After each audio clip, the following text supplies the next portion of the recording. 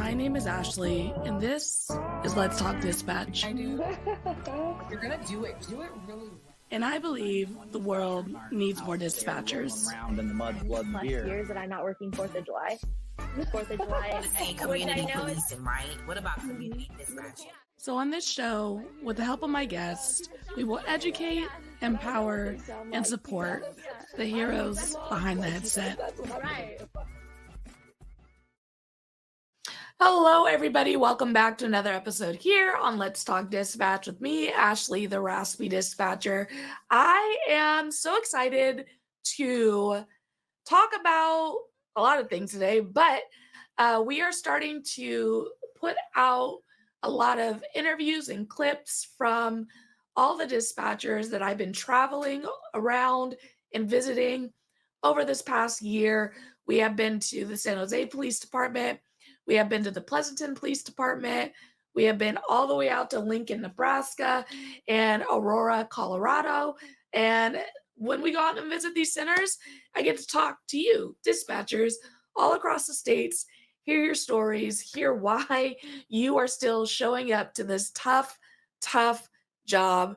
And if you want to see the full interviews with these dispatchers, they're going to be posted on our YouTube channel at the Raspy Dispatcher. That is where all of our tools for aspiring dispatchers live. Our podcast videos are posted on our YouTube channel. We have over 5,000 subscribers on there, and it is really where the Raspy Dispatcher kind of started. And so it's awesome for it to come full circle like this and be at a point where we're not only reaching so many people through our podcast, through our social media platforms, but I actually have the privilege of going in to these centers and showing you these faces behind these voices. So if you don't subscribe to our YouTube channel, do so ASAP.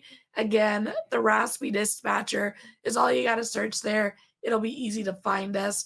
And if you're interested in wanting us to come out to your center, shoot me a message. I'm kind of building a list of folks who are willing to have me come knock on their door.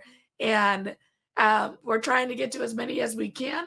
And of course, having our sponsors, we just picked up a new sponsor with Zybex Media.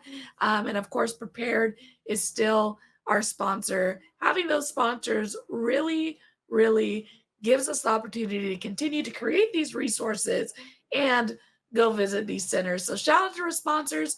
Make sure to check them out. Today's episode of Let's Talk Dispatch is proudly sponsored by Prepared. Their mission is to be public safety's most assistive technology. Revolutionizing how we handle emergencies, Prepared is dedicated to saving more lives and making our communities safer. Learn more about how Prepared is transforming emergency response at prepared911.com. Our next sponsor is Zybex Media. Since 2020, Zybex has been creating impactful recruitment films for their customers. Zybex Media offers their expertise, providing a full range of media solutions designed to attract and retain talent for all PSAPs. Visit zybex.com/media to learn more. These partnerships help us continue to spread the message that the world needs more dispatchers. Interested in partnering with us? Head to theraspydispatcher.com. All right, enough of my rambling. Let's tell you a little bit about our guest that we have with us today. We're joined by two retired police officers with over a decade of experience in the first responder field. They're a driving force behind Runestone Ranch, an organization recently awarded 501c3 status that is dedicated to mental health outreach for first responders. Brian and Anthony have experienced trauma on the job and know firsthand the importance of peer support and mental health resources. They are here today to share their personal stories and the critical mission of Runestone Ranch. Let's bring them on now. Hi, Brian. Hi, Anthony. Good morning, Ashley. Hey. How are you? I am Or good. How are you folks? Doing Very really good. well, thank you. Yeah, thank you for having us. Yeah, no problem. You guys are telling me before this is your first podcast. So happy to have you. Happy to be one of your first, I'm sure, not your last podcast to come on and tell us about this awesome ranch you guys are building and your experience in the field. So, Anthony, you want to start or you want me to start? You're the so I'm the co-founder of the organization, and Brian over here is the founder of it. So I'll let him he can speak on that. So go ahead, Brian. Okay. Hey, everybody. So Runestone Ranch is it's a 102-acre ranch out in the Livermore foothills, and my wife and I we purchased it probably about little over 10 years ago. And the reason we came out here, I was living in Alameda, working at San Leandro Police, and I had about a 7-minute commute, and from door to door. So I'd get home and I'd be still so wound up that I wasn't shutting off.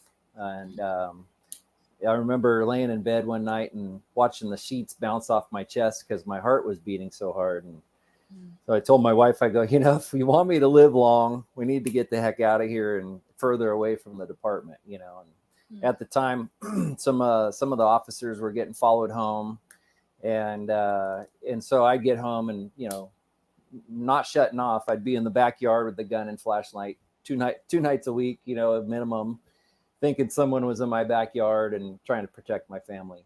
And it's not a good way to live, when you have to do that for 12 hours a day and then you go home and you still experience that. So we ended up out in Livermore, and I was a police officer from 2008 to 2018. In 2015, I experienced 2 very traumatic incidents back to back with only a day apart.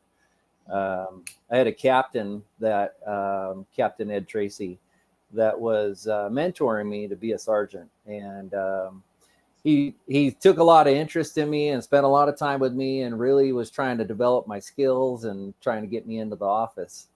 And so it turns out he suddenly died of cancer, and the very next day I got into an incident over in Oakland. Some of our San Leandro guys were staking out a burglary suspect from the previous day. And so we went into Oakland, and long story short, there was a gal in a stolen car. She had rammed one of the SWAT sergeants and pinned his legs into his truck. And so he ended up shooting her through the windshield. Yes. And she was still, she was shot, and she still had her foot on the gas, and the engine was revving. And I was the only one on the passenger side of the car. So I reached in and, shut the ignition off and put it in neutral. We pushed the car back. And so I was on the other side of the car, and I didn't have really access from where I was to get to my sergeant that got crushed. He got carried away out of sight. And so I was kind of standing there with this gal that just got shot. And a few months prior to that, I took a tactical medicine course. And through that course, they give you a life-saving kit that we're supposed to use on each other. And my first thought was, gosh, what better opportunity do I have to use this in practice on somebody that just actually got shot? So I pulled her out of the car, and I saw that her chest was swelling up, and she had a gunshot wound into the chest here. And so I recognized that from the class that the air that she was breathing in wasn't coming out of her mouth. It was filling up her chest cavity. And so in that kit, it came with a little needle, and I was able to, stab her in the chest, patch her wound. And eventually I found out that I had saved her life. So then following that, I went on vacation with my family and ended up having to take 5 weeks off because I had a couple members of my family got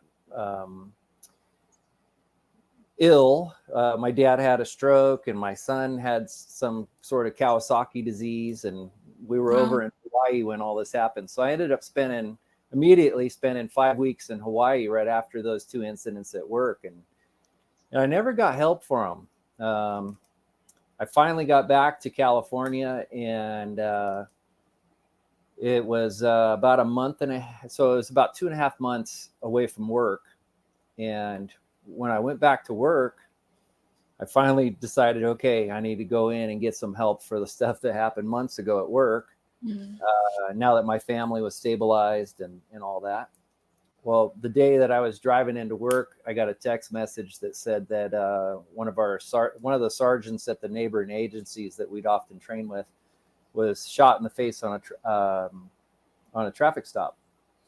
And so I show up to work hoping to get some help, and everybody's in tears and crying, and I couldn't raise my hand and say, hey, I need something that, I need some help for something that happened months ago when everybody else was, going through a really depressing and shocking kind of tragic moment. So I just packed it away and kept plugging away. And before I knew it, I was doing things that were kind of reckless on the job. I was reckless in my personal life, and I was drinking a lot, and just really wasn't the person I needed to be for my family or for the department. And I put in for a one-time leave of absence through the department, and it was a written request that circulated the whole police department, and eventually ended up on HR's desk. And the HR gal called me and said, hey, you got several options here. She goes, but the first 2 that we're looking at here, the incidents were work related. She goes, this is likely a workman's comp case. So I filed out a workman's comp case, and then it got denied for mental health, and denied. And so finally I found a psychiatrist at a local city nearby, and for 2 years I went twice a week, and I feel like that really helped me.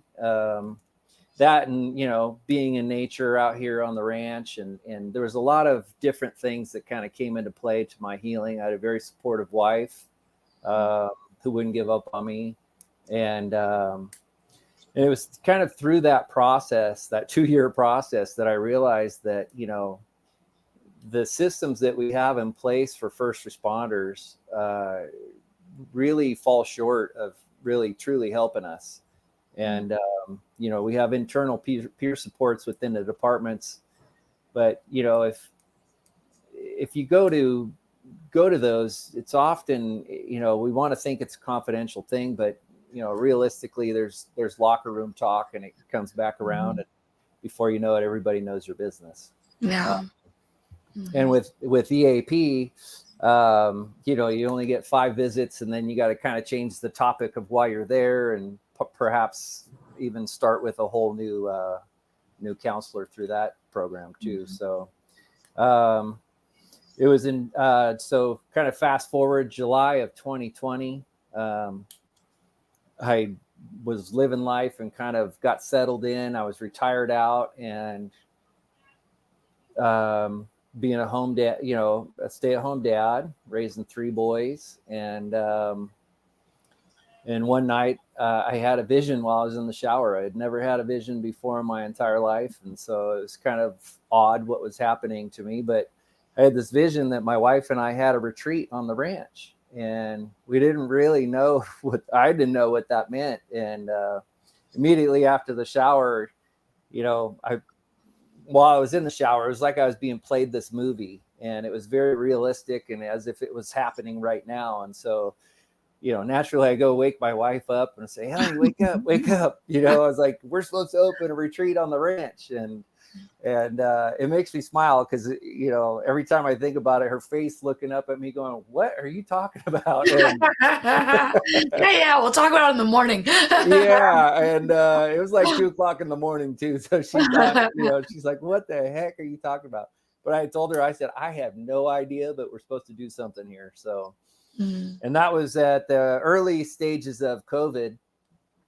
and there was a whole social distancing thing, and masks were still really in play. And so we had, a bunch of different police officers that we worked with, and some firefighters from San Leandro. We'd have them come out time to time and just want to get away from people and, connect back to nature. And so we were doing that throughout the summer of 2020. And then, the common message at the end of the day when those folks came out was, gosh, I so needed this. Thank you.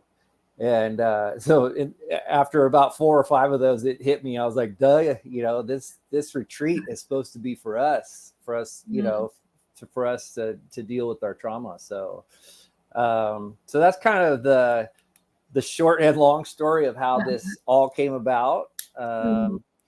And so for about a year and a half, I knew I couldn't do it on my own because it's a massive project. And so pretty much for about a year and a half, 2 years, I went around anybody I'd meet. I'd say, hey, I'm supposed to open a retreat for first responders. Kind of like, are you part of it? And then Anthony and I worked together at the San Leandro Police Department. And so for whatever reason, we had kind of just stayed in touch, but very randomly. Like he had a cat that they wanted to get rid of, and so they said, hey, could you use another mouser out on the ranch? And I said, sure, bring him out. And so it was kind of through little just random connections like that where we stayed in touch. And I think we had Anthony dropped off a cat and then became a co-founder. Yeah, pretty much. It's pretty close. He's like, wait a minute, I was just coming out here to So I think it was like July 4th, we had a barbecue at the ranch here, and we invited him and his family, and he came out, and I took him out to kind of where I had, envisioned the first kind of phase of cabins to go. And I told him, I said, I really want to do this. And I think at the time I wasn't sure. I don't think I knew if he was going through some stuff at work or not. I really just kind of disconnected from San Leandro Police and the people there. And so I told him the vision, and he's looked at me, says, I see it, let's do it. And so I might have the timeline messed up there as far as when exactly that happened, but I don't know if Anthony, were you still working during that time? No, I was out. You were out. Okay. I was out. Yeah. So, and then, I nicknamed Anthony the Catalyst. And the reason is because once he came on board, like all the doors just started magically opening for us that in ways that we could have never have imagined. We would say, hey, we need somebody that's really good with nonprofits, and boom, they'd pop up in our lives, and or that happened in so many different scenarios. And so, I really feel like, hey, I needed, in the big picture, I needed to connect with Anthony because he was meant to be part of this. This is our purpose now. It's our passion and our purpose to help other people. Amazing. And when I got out of the police work, it was like a very empty void for me. Mentally, I was kind of broken. My back, I had back injury early on in my police career, and I had surgeries and epidurals and you name it. All kinds of medication, and really nothing worked. And so, we just, from there on out, from once you came on board, it was like, okay, this is actually happening now. So it was kind of a neat thing, Yeah. Well, Anthony, how did you get into law enforcement? Feel good story there. No. So I started my career with the Los Angeles Police Department in 2012. Man. Yeah. So my career from the start was pretty hectic. And I remember one of my first calls for service. I'm a 23-year-old kid. And this all goes down. So, my life experience was, still a kid. So it was hit the ground running. One of my first calls, like I said, was unknown trouble. And Or going there with my FTO, and I don't know anything, right? This is full days out of the academy, and woman comes storming out, elderly lady, and she's just bawling her eyes out. And I'm like, oh boy, like, here we go, right? And she says, he's in the room, he's in the room, he's in the room. And, me being a kid, I say a kid, I ran into the house, clearing it, looking all, fancy, like you have to be in the movies and all that. And I go in the room, and there is a elderly male, full in his bed, full military outfit on with his head blown off. Jeez. He had committed suicide, obviously, and it was one of those situations where it's like, okay, this is real. This is real life, and this is exactly what they tell you in the academy, the things you're going to see, and the calls you're going to have to handle on a daily basis. I was just lucky enough to have that be like my first call there. Yeah. And I remember going to my FTO, going like, what do we do? And she's in the living room area, and she's like, what do we got? And she goes in there and sees that, and is like, okay, well, Anthony, you got to handle it. This is how this is. This is not the first time you're going to see something like this, and this is not the last time that this experience is going to happen. So I think in that moment, it really was a pause and complete clarity of how you're going to have to function to do this job. And it really is stomaching it. Because I had an elderly lady coming up to me like, what do I do? What do I do? What do I do? And her whole life has changed. And the thing I remember the most is how she was like, all he told me was to walk the dog. And I went and walked the dog, and I came back here, and, this has happened. And no answers, no, nothing. And at that stage in my life, I did not have the answers for her. No, do I have the answers now? But now I have a better idea of the trauma that people experience, whether it's military or first responders, that it's heavy. And I remember just, unfortunately, it was just the facts, right? Can I get your name? Can I get this? Can I get, call a supervisor, all that. And when I look back at that moment, I mean, this is over 10 years ago, and I see it like it was yesterday. And one thing I remember is how her face was just covered in like, tears, and she had boogers, and I'm just, like, what is this happening right now? And stomaching it and moving on and handling that call and going to the next one. And my career has been like that pretty steadily. I, very proactive officer, and, getting guns chases, and I don't want to say getting the bad guy, but it's like, that is why I became a police officer, to help people who couldn't help themselves.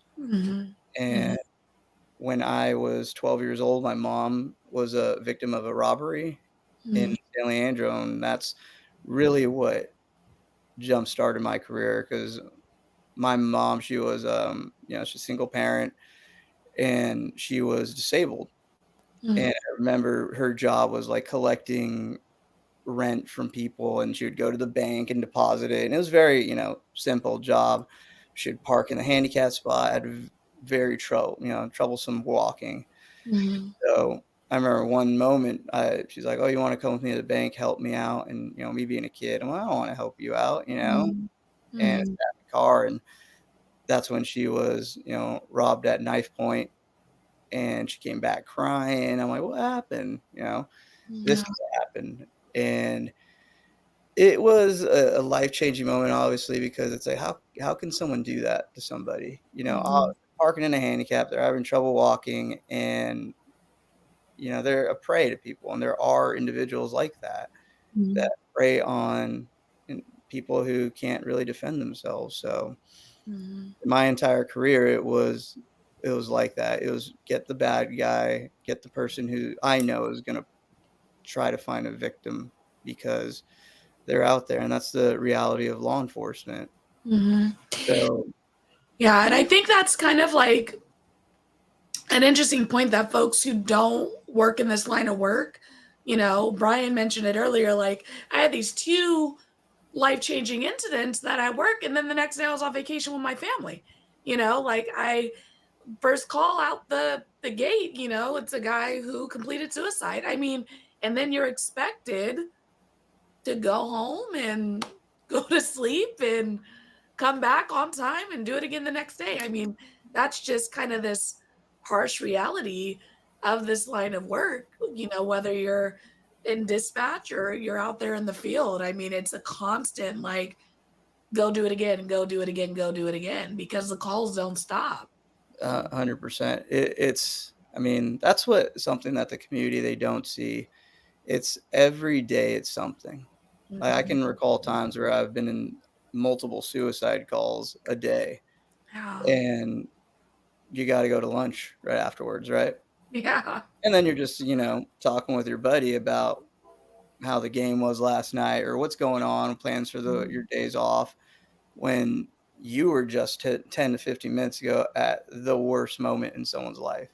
Mhm. So in 2020, I was involved in a critical incident where individual tried to kill me with an assault rifle, and it involved, the OIS occurred, and it was a life changing moment because Mhm. it was one of those I can die out here kind of situations. And my whole Mhm. career, I'd internalized everything, and it really kept me safe, you Mhm. know, understanding, having that, I don't want to say, like Superman kind of feeling, but it's like Mhm. you can't you can't think of the things you're experiencing on a daily basis, like all of the violence that you see, and because I mean, once you do, it's like, wow, this is pretty traumatic line of Yeah, work. that's for sure. So when that incident occurred, it really was an eye opener how fragile life is and how any first responders, put their life on the line on a daily basis. Mhm. And after my incident, I'd gone to the therapist, get cleared for duty, and then you're back at work. And, you really never fully digest everything that happened to you, Mhm. because if you do, that's opening, like, a whole can of worms, right? Mhm. And I'd gone back to work, and I knew I really wasn't the same person that I used to be. I had, slower to go to calls, a little, more agitated, as Mhm. in, is this person going to kill me? What's going on? I just had this experience, and Mhm. I would be, in the past doing traffic stop, traffic stop, traffic stop, getting pursuits. And it was one of those things where I couldn't anymore. And it's hard for me to voice that opinion. So Yeah. I had gone to one of my supervisors who was a very close friend of mine and explained to him that, I wasn't I wasn't okay to be there. And I needed to check myself out because I wasn't, good for the community. I Mhm. didn't want to be hasty at anything. And I also didn't want to be someone who may have, I guess, not been able to be there for my team if they needed me. Mhm. So I didn't want to be the reason that something bad potentially could have happened because I knew myself, I knew my body, and I wasn't the same person anymore. Death was Mhm. very real to me, even though I had already seen how fragile life is during my whole career. It never like affected me. It was Yeah. never like, oh my God kind of moment. And, in my incident, thank God the suspect who was firing at me, um, he had converted his assault rifle into a fully automatic rifle. And when Mhm. he pulled the trigger, he had a stove piped and Oh, caused a malfunction. wow. So there was a lot of factors in that, and Mhm. said I took myself out. Workers' comp went through the workers' comp process, and there's was assigned a Kaiser doctor who compared the trauma that I had gone through to like a ankle injury, and I was like, Right. I would say, yeah, okay, Yeah. ankle injury, all right, and it takes time to heal, but nothing really proactive. Yeah. to what was going on. And when you are off, you're alone, your mind starts like spinning, and Mhm. you start remembering every single critical thing that ever happened in your career and the things you put in the vault that you never thought you'd see again and hit you right in the face. Mhm. And couple that with, you know, when you're out, I'm sure Brian can attest and many first responders can, Mhm. you don't really get the people reaching out to you anymore. There's Mhm. a select few.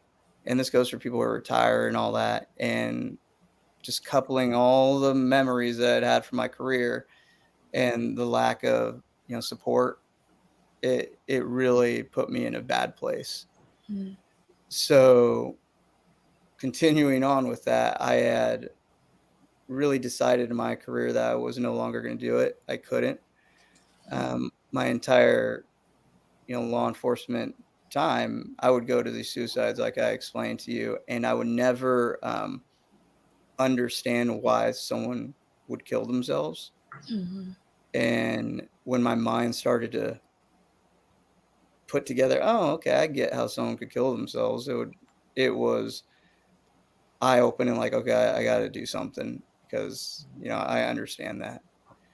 Mhm. So I had gone to retreats. I went to West Coast post trauma retreat, and I really enjoyed the fact that there were other peers and like-minded individuals in first responder community who had gone through traumatic incidents and were able to talk about it. Mhm. So hearing their stories and just getting that connection really made me feel like I wasn't alone. I wasn't the poster child for like, oh, bad things can happen to you. And, started to get my confidence and I could see the true power of, you know, what peer support really can do for people Mhm. going through it. And during my incident, I mean, you have a lot of other things. It's not the shooting and the OISs that get you. It's like the aftermath of it. And the aftermath Mhm. was really daunting. I mean, you know, my department, they really didn't know how to handle what was going on, like, I guess from an emotional level Mhm. and, waiting for, DAs to clear everything and, Mhm. do their own investigations. And it takes a toll on the mind. Yeah. So if it wasn't for individuals that I could reach out to when I was the lowest I could be and, thinking about, having those suicidal ideations that you can have from Mhm. not having a purpose or feeling like, oh man, I'm not a police officer anymore. Where's my identity at? And it was a very bad time for me and my family. And it was when I met Brian and was hanging out at the property where I was like, okay, I understand it. You need to disconnect.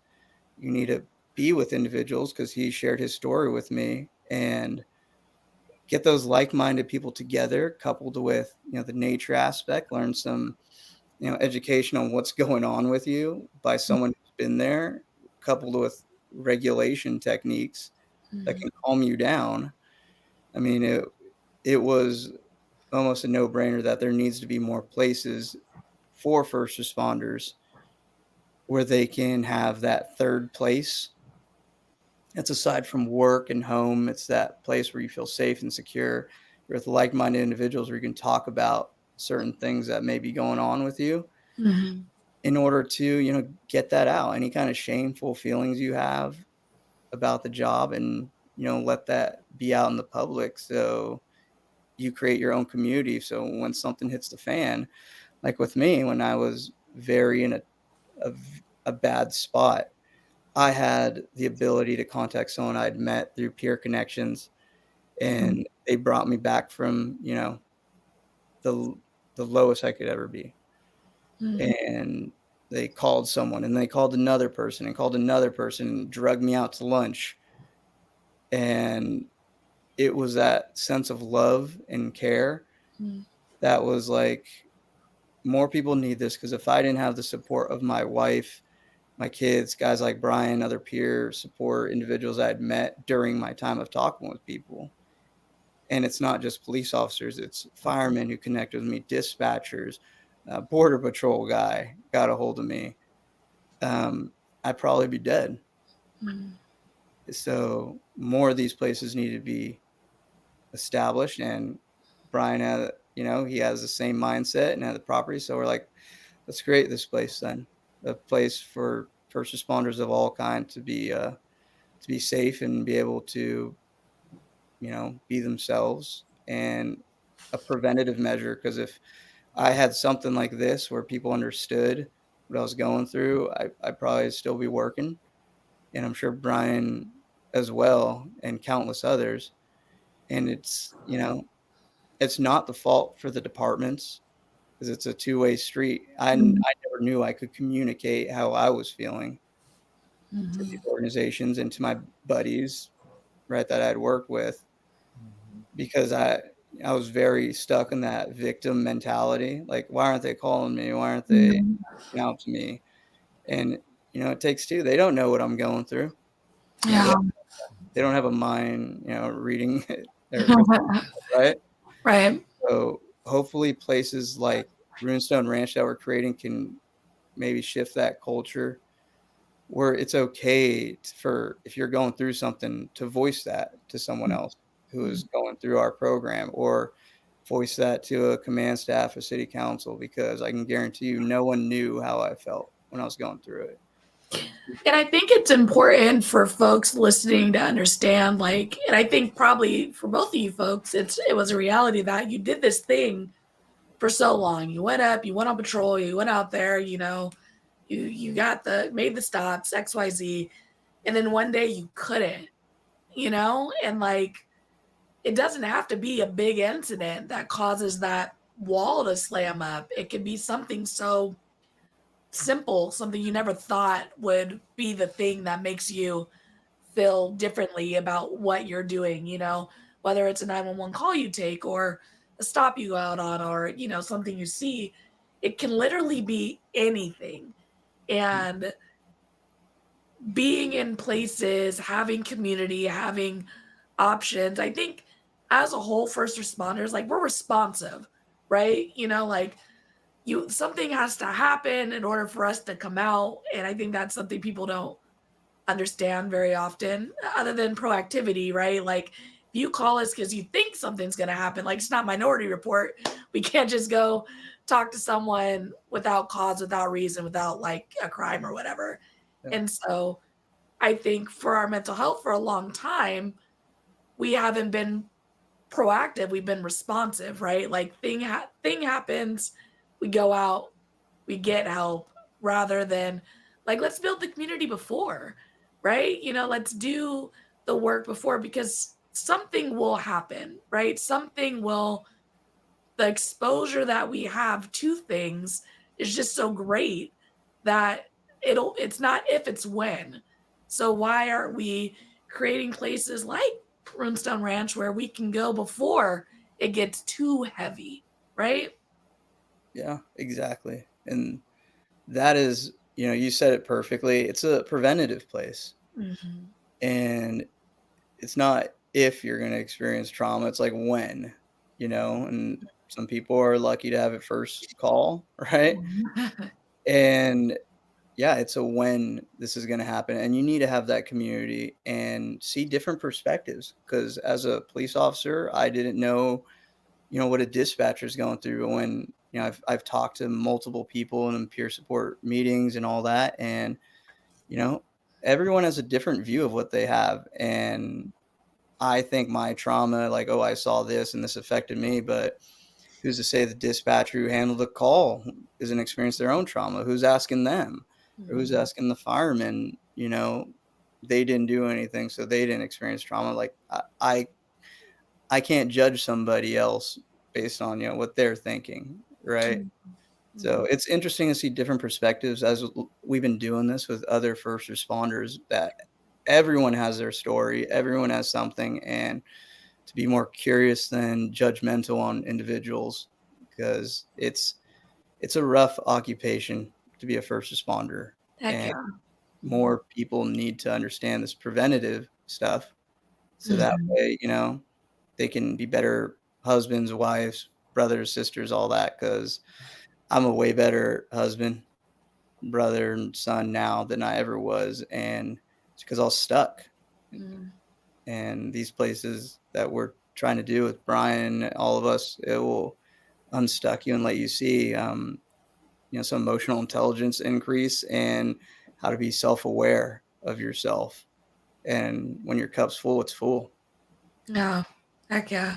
And what does a retreat at the ranch look like for folks who come out and want to partake in what you guys are doing over there? What would that look like for someone coming out to the ranch? So our retreat, it's a program that's based on the wellness triangle, which is to have a strong mind, strong body, and your finances in order to have a really strong spirit as an individual. Our whole organization, I believe, and Brian believes in having it being peer driven by those who are first responders who have those like-minded, situations that could have happened to you, and can really facilitate those kind of conversations. And all of our peers that we have that are currently associated with us are going through peer training in order to adequately facilitate conversations. So if you came to our retreat as a first responder, you would be educated on PTSI, burnout, and be educated on several regulation techniques that we would bring, whether it's yoga, sound therapy. We want to incorporate physical fitness to that, so it's hiking on the property, have archery, equine therapy, and a lot of group facilitated activities to create a strong bond within those individuals who are coming to our organization, so that they can have their own community. Because during all this, we will, disclose a lot of things that you may be going through, or something that's keeping you stuck, because, you're going to be with these people all week doing these, team building exercises, and you're going to build a lot of camaraderie with one another. And our goal is, by the conclusion of the retreat, that if, something hits the fan with you, or you're part of a call or something that is really affecting you, that you can reach out to somebody and be like, hey, this call affected me, hear me out, because you will have someone to talk to about that incident. And the hardest thing to do when I was going through it, it's picking up that phone and calling someone that you need help. And hopefully this will make that phone a lot less lighter, and you'll learn some regulation techniques like breathing exercises and whatever that you may have liked, that you experienced out of the retreat, that worked for you. And continue that behavior, and be positive, and understand that you are a hero for doing what you do. This is a selfless profession, and we're just here to offer you some help and education, and just some techniques that work for me, work for Brian, that can maybe save your life down the line when you need it the most. And let them know that they're not alone. Yeah. That's kind of, we've had two open houses, and which both of them have kind of morphed into a retreat on its own. And that's kind of been the message, was like, we've had grown macho men in our arms just bawling their eyes out saying, oh, thank you, I thought I was alone, and that's huge, when you're going through something like that and you do feel all alone, you feel worthless and depressed, and you're looking at your life insurance policy thinking, am I worth more dead than I am alive? So to create this community and this culture up here at the ranch, it's the guys that have retired out, they are going to get that brotherhood and sisterhood back that they thought they had at the department, so. Yeah. What I love about what you guys are doing is not only during that time, the vision being that time at the retreat, that you're giving folks, tools that they can put in their tool belt, use in their personal lives.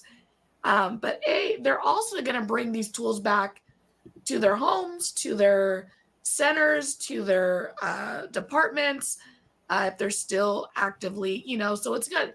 The effect is going to bleed out, it's Yeah. going to reach more people than just the folks who do attend in person, but as well as you guys are creating that spider web of the community for the folks who do attend. Like you said, picking up the phone is going to be easier. You're going to have someone to call after leaving the ranch for that experience. And then they're going to pass that number to someone else and someone else. And again, it's just going to continue to grow and impact people. And ultimately, for folks, especially who are still actively, working, it's only going to impact the community that they serve in a better way. It's going to make them better officers, better dispatchers, so on Yep. and so forth. Yeah. I mean, if something that we had, I would be 10 times the police officer I ever was. Because it really opens you up to understand people and have real like empathy of what someone's going through. Yeah. And we always say you're okay, right? I'm okay, but sometimes we're not. And our whole emphasis is that you have people who care about you, and our whole job here and our purpose is to exactly what you said, spider web it as far as we can. So we have someone for everybody. If you need someone to talk to, and 90% of peer support is just being present and just being there. Because when I needed it the most and someone was just there, it meant the world to me. And there's nothing more fulfilling than seeing the faces, like Brian was saying, when we have these open houses and they leave like with their faces smiling. And these are people who've never met each other before, ever. But they have that trauma bond with one another, and they too find their own purpose when they leave. And we've seen that with everyone who's come through, that now they see something that they can contribute. And when they have that ability, they like automatically liberate someone else to do it too. So it's really, beautiful to watch. And, we're just starting here. So I'm very excited to see where it goes, because it's needed.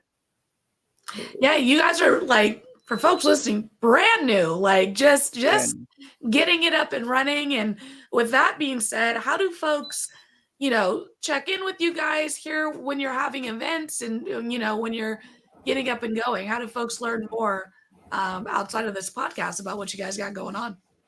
We have a website, runstoneranch.org. It's all common spelling. Friday, we just kind of silently launched a cabin campaign on there. And the idea is we want to build out 12 cabins. We have one on the property that's kind of our flagship now, just to show visitors when they come out and check out the organization, what we're doing. The cabin campaign, we are going to contact different agencies throughout the Bay Area here and see if they want to sponsor a cabin. And with that sponsorship, they get to name the cabin after their department or a fallen member of their department or something along those lines.